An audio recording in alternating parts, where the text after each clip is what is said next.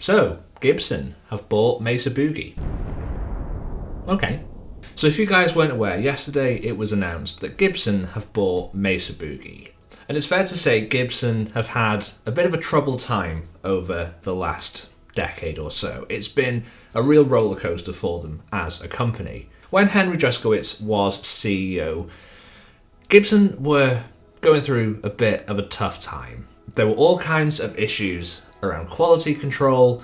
There were issues with guitars not being set up properly in the factory, and they were coming out with all of these wacky and really weird innovations that no guitarist was really asking for. Meanwhile, you've got Mesa Boogie, who have been pretty steady for the best part of 30 or 40 years, just making amps that are quintessentially of their own design, and they have a market and they have a real loyal following of players who really love that sound.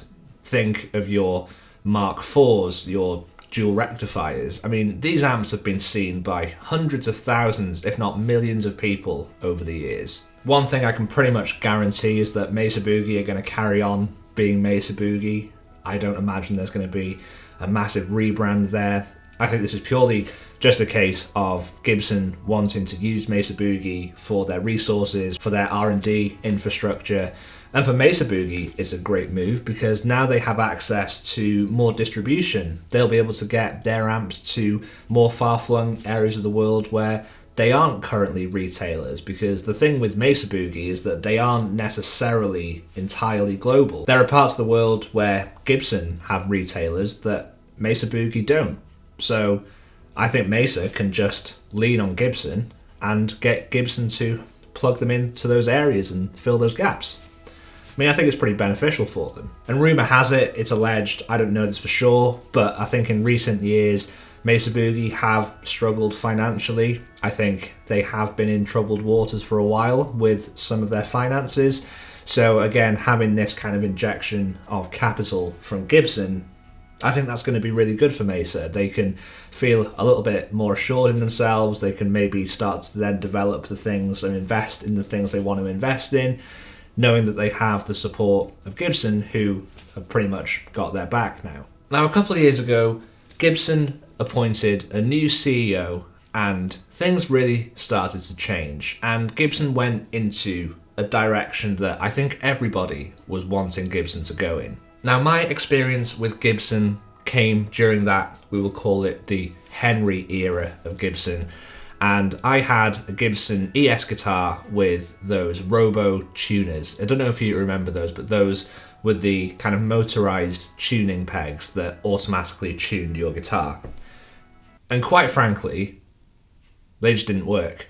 Like, they just didn't work. At the time, I had that, and I had a Mexican Fender Strat that cost about £300 at the time, and I used to play that a hell of a lot more than my Gibson, which was probably 3 times the price. Now, this was back in around 2012 or so, and it just left me just not really liking Gibsons.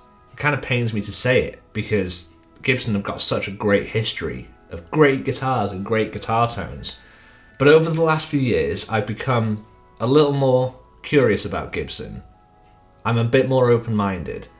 And that is because of this appointment of new directors, new managers, new people who are going to take Gibson in what I think is the direction that Gibson should be taken in. In Forbes magazine, there was an interview with JC, the current CEO, and he put a lot of emphasis on authenticity in their design, in their manufacturing processes, and that's something that's really exciting to see, because I think that's what everybody wants when they think of Gibsons.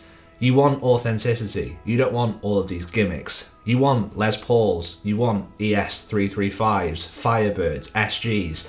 These are all the guitars that people who love guitar and love Gibsons, that's what they want to buy. So the fact that JC is coming out and saying that they are going to basically stick to the things that they were historically good at is pretty exciting. And I think this is where Mesa Boogie come into the equation. Now, this is just my opinion. I don't have any inside information. This is just what I believe and what I hope is going to happen. I think Gibson are going to start making amps. And guys, this is something that I am super excited about, because not many people know that Gibson back in the 50s and 60s were a really good amp manufacturer. When people think of amps in the 50s and 60s, the names that are thrown around are Fender, Marshall, Vox, and Gibson is never a name that's thrown into that mix. But it really should be, because during the 50s and 60s, Gibson were making amazing amps that even today have a real cult following and a real interest, almost a resurgence in the last few years. Gibson made a 5-watt combo that pretty much rivaled the Fender Champ, which was probably the most famous recording amp during that time. It's what Eric Clapton recorded Layla from Derek and the Dominoes with. It's such a legendary amp, and Gibson made a circuit that was similar. And they also made amps that were 20 watts, 40 watts, and they were really great sounding, really simple amps. But Gibson haven't made amps since the mid-60s, and I think it was the GA20 that was maybe the last amp that they made. So is this partnership with Mesa Boogie going to basically kickstart Gibson to start manufacturing amps again? Now, I think if they're going to choose any company to partner up with to do this, then Mesa Boogie are probably the best option for them. Gibson have always championed the fact that everything that they make is in the USA. They don't outsource any of their manufacturing, and with Mesa being based in California, it's a bit of a no-brainer for them. Not to mention the fact that Mesa Boogie have a long history with making really great sounding amps. And in recent years, Mesa Boogie have dabbled in some more of those vintage voiced amps, such as their California Tweed, which was based after a kind of Fender Tweed basement or deluxe type circuit. So even Mesa Boogie, before this acquisition happened, Mesa were kind of delving into that world of just pure, simple, classic voiced amps. I mean, Fender have done it for years and years. How popular are Fender amps? Their reissues, the 65 Deluxe Reverb reissue, the Princeton reissue, the Basements. You know, Fender have built an entire arm of their company just off amplifiers, and so many people play them. And I think if Gibson are going to model themselves after any company, I think Fender are probably a pretty good one. And it just makes me wonder why Gibson haven't done this sooner. It's just been such a gap in the market for them. So do I think these amps are going to be expensive? I hope not. I hope they go down the Fender route of marketing it around the same price point as the kind of Blues Junior or the Hot Rod Deluxe or Hot Rod DeVille, because I think that's where the sweet spot is for these types of amps. They don't want to necessarily alienate their customer base by sending them straight to the custom shop and making them thousands and thousands of dollars. But on the flip side, I hope they don't become too overly cautious and make them really digitalized and bring them to a lower price point because they are concerned that they're not going to sell.